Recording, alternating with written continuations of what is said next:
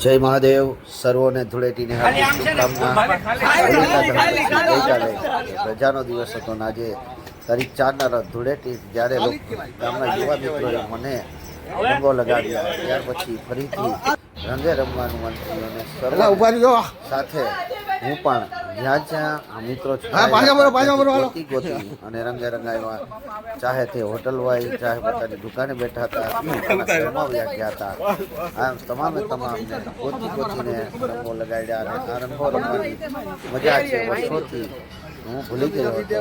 ફરીથી લીધી ગામના યુવાન મિત્રો કે જે કોને જઈને લોકોને જોઈતા, મિત્રોને જોઈતા અને ત્યાં જ જઈ અને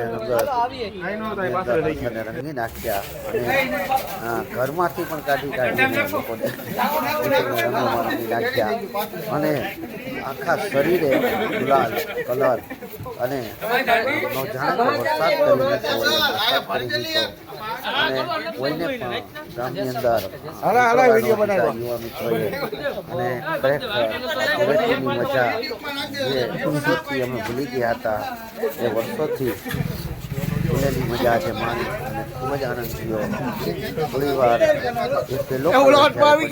થોડીક વાર એવું થયું પરંતુ પછી તો જાણે કે આ યુવાન મિત્રોને બાળક બની ગયું અને મેં રમવાનું કીધું તે મિત્રોએ પકડી ફરીથી રમ્યા અને કીધું કે નાના પપ્પા કહે છે કે રંગાવવું જ પડે અને મારા ઘરની બાજુમાં યુવા મિત્રો આવી અને ઘરેથી લોકોને કાઢી અને રંગી દીધા.